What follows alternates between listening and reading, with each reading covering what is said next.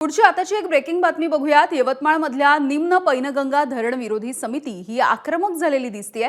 त्यामुळे पोलीस आणि धरण विरोधी संघर्ष समितीचे पदाधिकारी यांच्यामध्ये चांगली शाब्दिक बाचाबाची झाली आणि या दरम्यान दगडफेक देखील झाल्याची घटना घडल्याची माहिती मिळतेय। खडकातांडा इथे धरण विरोधी संघर्ष समितीच्या पदाधिकाऱ्यांना आता पोलिसांनी रोखलंय।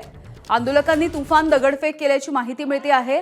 जोपर्यंत न्यायालयाचा निकाल लागत नाही तोपर्यंत काम करू देणार नाही असा पवित्रा धरण विरोधी समितीने घेतलाय।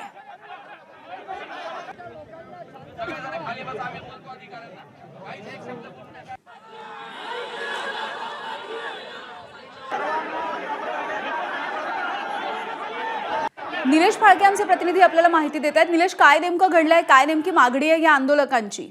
निम्न पैनगंगा विरोधी जे धरण विरोधी संघर्ष समिती आहेत यांचे आज जे खराडा चिमटा धरण जे आहेत या ठिकाणी शासकीय अधिकारी जे कर्मचारी होते ते तिथे काम करण्यासाठी गेले असता त्यांना विरोध करण्यासाठी संपूर्ण संघर्ष समिती जे आहे त्यांनी विरोध केला। यावेळी पोलीस आणि या गावकऱ्यामध्ये झटापट झाली।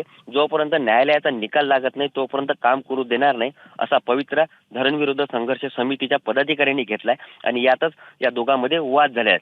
पोलीस आणि धरण विरोधी संघर्ष समितीचे हा वाद आणखीन पेटण्याची शक्यता आहे। गावकरी एकदम संतप्त झालेले आहेत आणि हे धरणाच्या याच्यात गेल्या 25 ते 30 वर्षापासूनचा यांचा लढा जो आहे तो चालू आहे की हे निम्न पैनगंगा धरण होऊ नये आणि त्यामुळे आज जे शासकीय अधिकारी जे कर्मचारी तिथे काम करण्यासाठी गेले असता या संघर्ष समितीच्या मध्ये आणि नागरिकात तिथे चांगलाच एक वाद पेटला आणि वादात म्हणजे यावेळी पोलिसांनाही यावेळी प्रचारण करण्यात आलंय आणि गावकऱ्यांना थांबवण्यासाठी प्रयत्न करण्यात आले आहेत। यामिनी, ठीक आहे निलेश, धन्यवाद सविस्तर माहितीसाठी।